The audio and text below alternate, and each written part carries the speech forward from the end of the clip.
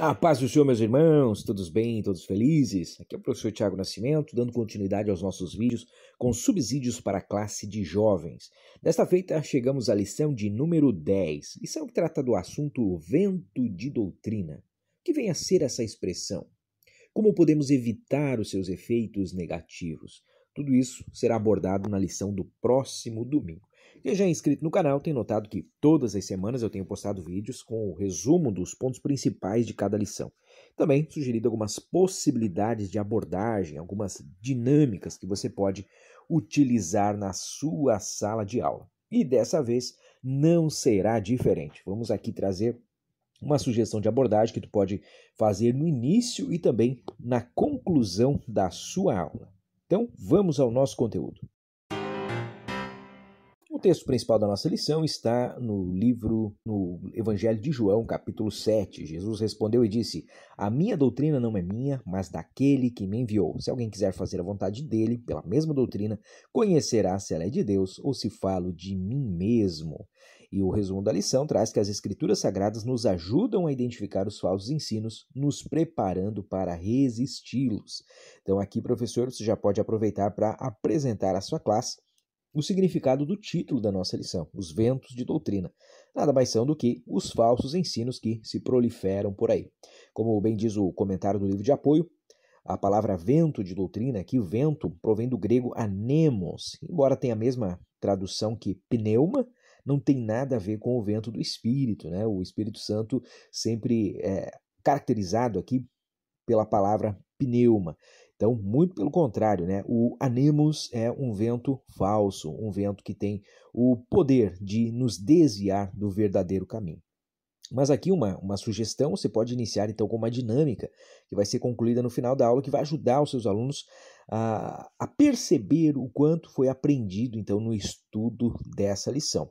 E funciona assim. Primeiramente, você vai providenciar algum tipo de papel para ser distribuído, aliás, para cada aluno. O ideal são aqueles post-its, né? Aqueles papeizinhos coloridos com adesivo ali.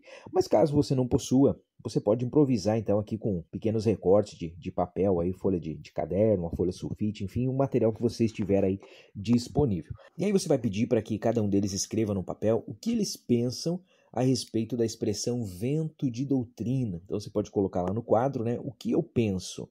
E aí você pede para que eles pensem. É importante aqui que você dê um tempo de fato para eles pensar, que seja aí 1 minuto, 2 minutos, né, mas que tenha de fato esse tempo de silêncio ali para que eles pensem.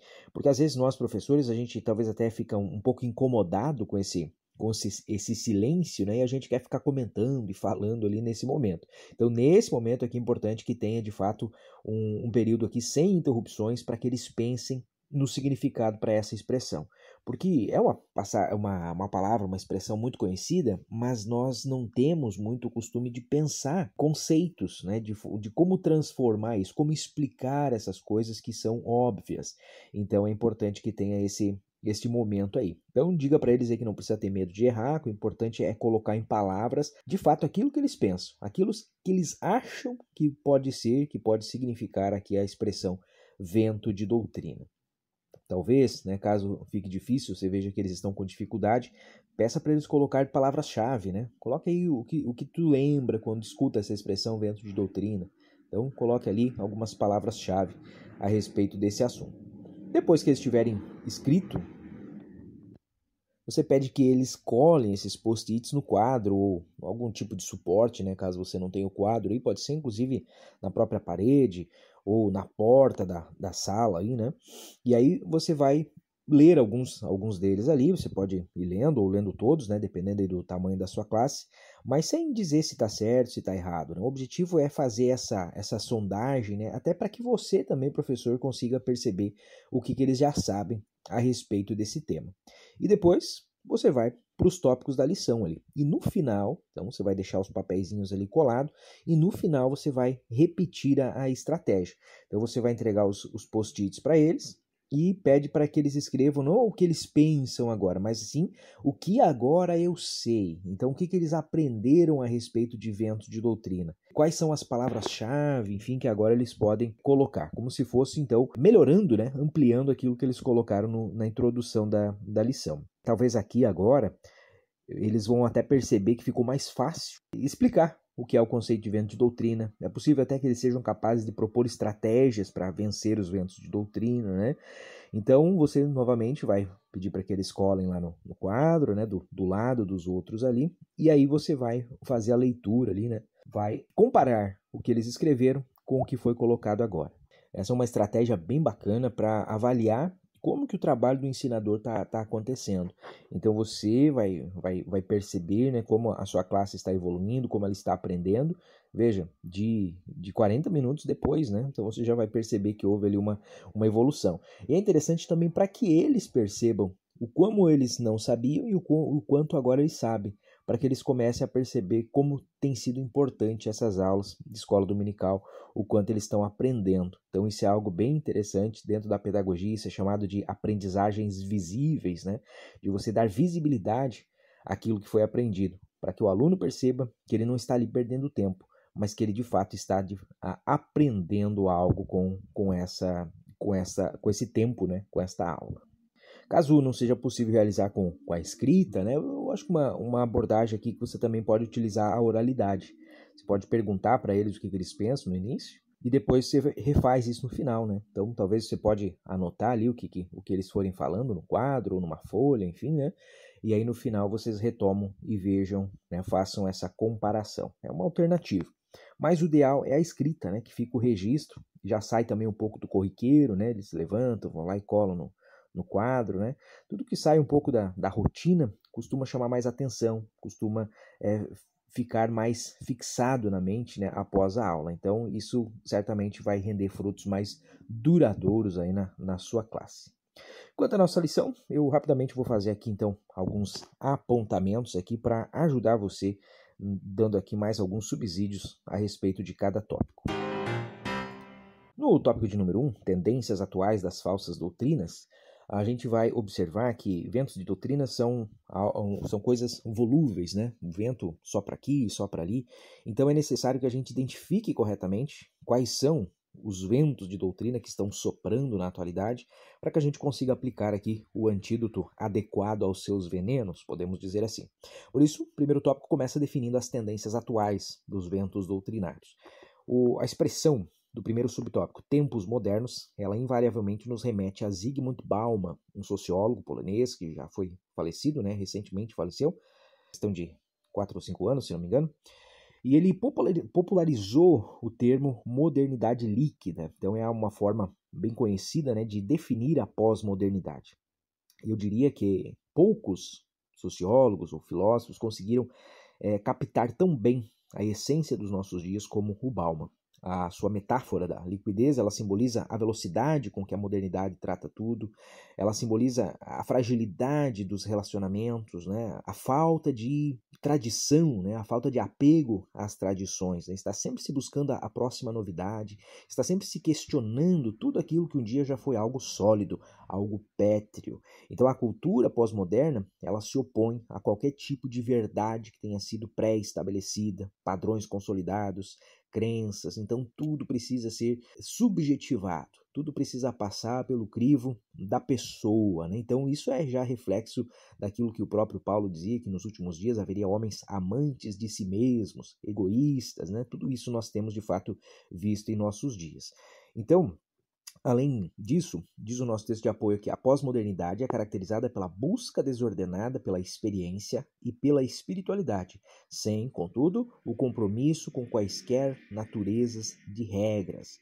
Então, veja aí, por exemplo, o surgimento dos desigrejados, né? Pessoas que querem ter um compromisso com Deus, mas sem nenhum compromisso com a igreja, sem nenhum compromisso com a palavra, com a doutrina, né? Querem ter um evangelho ao gosto do freguês, da forma como eles interpretam, da forma como eles acham melhor. Então isso, na verdade, é uma desconstrução, né? Como vai dizer aqui o segundo subtópico, né? É um tempo de desconstruções. Então, nesse segundo subtópico, inclusive, é interessante que você, professor, distingua, né, para os seus alunos que desconstruir é diferente de destruir. Então, a destruição seria algo que vem de forma abrupta, repentina e destrói de uma hora para outra. Já a desconstrução, ele é um processo que fica quase que imperceptível. É como se você fosse um grande edifício e você vai desconstruindo, tirando um tijolinho por vez. Então você tira um tijolo, e aí você coloca outro, e você tira um e coloca outro, vai substituindo. Então, quando as pessoas percebem, aquele grande edifício já está completamente alterado, completamente mudado. E muitas vezes os fundamentos dele foram solapados. E aí virá posteriormente a destruição, né? Mas não há então um objetivo de destruir de forma abrupta, repentina. Satanás ele vai melhorando, refinando os seus métodos ao longo da história, né? E na atual pós-modernidade, então, ele tem investido aqui na teoria da desconstrução, na metodologia da desconstrução. E o Evangelho nos informa, né, que o ladrão veio para matar, roubar e destruir. E na atualidade, então, o inimigo das nossas almas tem adotado essa estratégia da desconstrução. Entre os principais teóricos, que inclusive são citados aqui no material de apoio, nós temos o Friedrich Nietzsche, este filósofo, escritor alemão, nascido em 1844, falecido em 1900. Temos também o Michel Foucault, que é um sociólogo, filósofo, que este já é um pouco mais recente, né? Faleceu em 1984. E tem também o africano, argelino, Jacques Derrida, que também faleceu recentemente, né? Em 2004, então há 20 anos, né? Isso, quando a gente fala aqui com jovens, né? Recentemente, 2004, para eles já é bastante passado. Mas para nós, que já passamos aí bastante da casa dos 30 anos, 2000 foi há poucos dias, né? Foi aqui na nossa adolescência. Então esses três filósofos, Nietzsche, lá do início do século XX, o Michel Foucault e o Jacques Derrida, eles são alguns dos importantes teóricos que avançaram esta ideologia da desconstrução. O alemão Friedrich Nietzsche, então, ele visa desconstruir a nossa noção de verdade, de crença e de valores herdados. Uma frase muito famosa, popularizada por ele, é Deus está morto. Uma frase que, na verdade, foi criada por outro filósofo alemão chamado Hegel.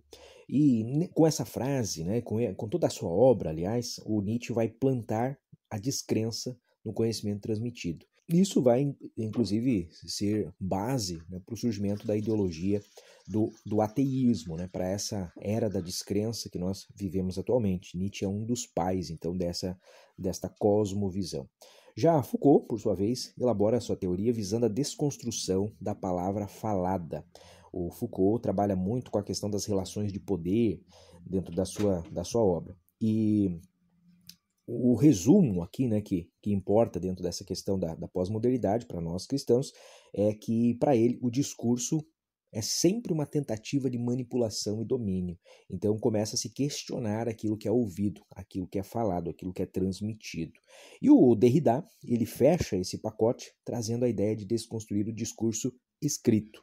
Então veja, no conjunto da obra, todos eles juntos acabam cooperando para uma descrença geral na revelação escrita, na revelação que foi transmitida para nós pelos nossos antepassados, na Bíblia.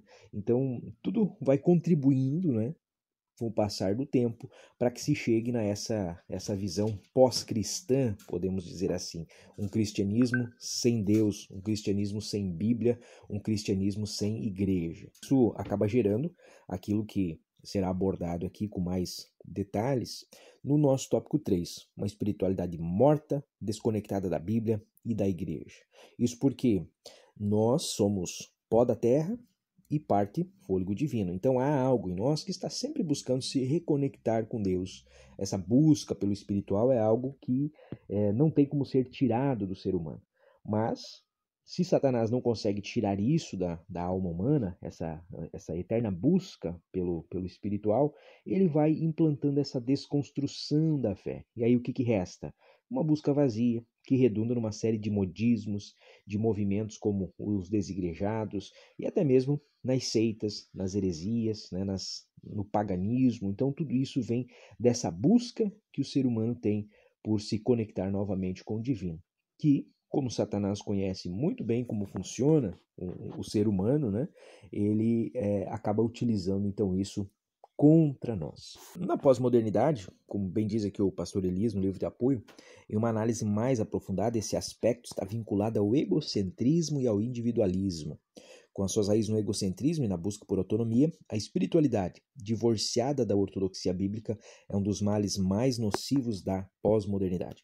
Pois, aliado ao engano religioso, a pessoa é influenciada a pensar que é possível andar com Deus sem que haja necessidade de qualquer nível de compromisso com a sua doutrina e com a própria igreja. Sendo assim, a igreja é desafiada a mostrar o caminho a ser seguido por aqueles que desejam honrar o Senhor e dar resposta a esta geração. E isso começa, sobretudo, pela capacidade de resistência por parte dos discípulos de Jesus. E isso nos leva ao segundo tópico, a resistência do crente. Aqui, o comentarista vai tratar aqui do texto de 1 João 5 e 4, do qual ele parte, o que é nascido de Deus vence o mundo, e esta é a vitória que vence o mundo, a nossa fé. Então ele vai, num primeiro tópico, apresentar o mundo a ser resistido. Existem diversas palavras aqui que representam o mundo na Bíblia. Né? A palavra que nós traduzimos por mundo, ela é apresentada em diversos contextos aqui. Nesse caso aqui, ela está significando o sistema mundano, ou seja, esse senso comum da sociedade pós-moderna que é marcadamente anticristão, ou como alguns teólogos chamam, né, de pós-cristão, que a todo custo tenta implantar essa descrença e desconstruir a nossa fé. Nesse sentido, a resistência do crente se dá justamente no cultivo de uma fé genuína, no cultivo de relacionamentos saudáveis, estáveis. Isso é que vai se contrapor à liquidez da pós-modernidade. E nesse sentido, podemos dizer que é um desafio, mas ao mesmo tempo é uma oportunidade, porque nós temos aquilo de que o mundo precisa e sente falta. Nós temos uma espiritualidade viva, nós temos um relacionamento não fingido, né, baseado numa comunhão, uma koinonia verdadeira. E tudo isso, as pessoas estão com sede, as pessoas estão precisando disso dentro da pós-modernidade. Então nós temos a solução para essas pessoas. Então aqui, professor, é importante que você destaque, então, né, que este mundo a ser resistido é um mundo que não tem esses fundamentos. Por causa dessa modernidade líquida, eles carecem dessas bases. E nós, como igreja, através da nossa fé, esta fé firme, sólida, ela é a vitória que vence o mundo. E aqui, professor, você pode lembrar também de um outro texto de João, 1 João 2,15. Não ameis o mundo e nem o que no mundo há. Mais uma vez, né? O mundo aqui como um sistema mundano. Então, nós devemos amar ao Senhor, amar a sua palavra, e é isso que vai fazer com que nós consigamos vencer o mundo. E por falar em amor, esse é o tema do terceiro tópico. Ame o Senhor, ame a sua palavra. Como já dissemos, o ser humano foi criado por Deus e foi dotado de algumas capacidades e qualidades, dentre as quais a capacidade de amar. Aliás, mais do que capacidade, eu creio que a gente pode dizer necessidade de amar. Isso, inclusive, explica as idolatrias, todo o paganismo, né, que havia antes. E também nos nossos dias aqui a questão do culto à personalidade, essa questão do egoísmo, né, da egolatria, tão presente em nossos dias. Entre outras distorções amorosas aí que também foram provocadas pelo pecado. Talvez seja interessante aqui, professor, nesse terceiro tópico, você procurar concluir gerando algum tipo de engajamento ou comprometimento da sua classe com o assunto estudado. Então você pode, para auxiliar aqui a fazer este tópico, distribuir aqui os versículos dessa lição, né, para que os alunos façam a leitura, vão auxiliando ali durante a sua explicação, a sua exposição, e já você desafie, né, cada um deles, aqueles que forem lendo aqui, forem recebendo os versículos, né, você pode deixar que eles escolham, ou você distribui, então, pode inclusive trazer outros versículos correlatos, né, que tenham a ver com esse mesmo contexto de amar o Senhor, de amar a sua palavra, e aí você desafia eles para que dentre esses versículos que eles lerem, que eles procurem uma maneira de pôr aquele versículo em prática durante a semana. Por exemplo, é citado ali Salmo 119, verso 97. Ó, quanto amo a tua lei, é a minha meditação em todo o dia. O aluno que fizer a leitura desse verso pode assumir aqui um compromisso diário de leitura, de meditação na palavra durante essa semana. Você pode, inclusive, sugerir que seja a leitura semanal diária da nossa revista aqui, né? Então, você já vai ter aí alunos mais preparados por dentro do assunto aí da semana seguinte, né? Outro versículo aqui, Efésios 6:24, fala que é a respeito daqueles que amam ao Senhor Jesus. Pode desafiar o aluno que ler esse verso a demonstrar esse amor na prática, ajudando alguém em alguma necessidade durante a semana. Instrua ele a orar para que Deus mostre a ele uma necessidade onde ele possa ser útil e aí que ele se disponibilize então a servir nesse sentido. E é importante combinar aqui um momento de testemunho dessas tarefas e desafios na aula seguinte. Então, no início da aula você pode abrir espaço, perguntar aí como é que foi o nosso desafio aí da semana passada. E eu tenho certeza que muitos testemunhos aí vão acontecer. Alguns talvez não vão conseguir, né? Não vão conseguir praticar de forma devida, mas aqueles que conseguirem certamente já vão servir de inspiração, de incentivo, e isso você pode adotar como uma prática comum, né? Toda semana você propor esse tipo de desafio, talvez até em cima do contexto da lição, né? Tentar fazer esse combinado semanal com eles para que eles pratiquem. Como o Evangelho nos traz, né? Aquele que ouve as palavras do Senhor e não pratica, está edificando a casa na areia. Então nós precisamos levar eles também a edificar a casa sobre a rocha. Eu tenho certeza que Deus vai surpreender vocês aí se vocês começarem a adotar esse tipo de estratégia aí. Grandes coisas acontecem quando a gente se mobiliza em prol do reino de Deus.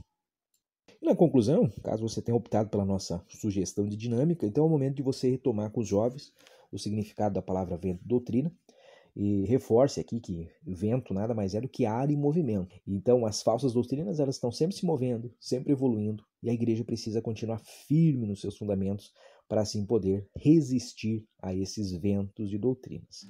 No mais, espero que esse vídeo tenha te ajudado a encontrar ideias, caminhos, insights, né, para você lecionar aí a aula deste domingo. E se isso aconteceu, eu peço que você deixe o seu like, compartilhe esse vídeo nos seus grupos, enfim, para quem você achar aí que esse conteúdo possa interessar.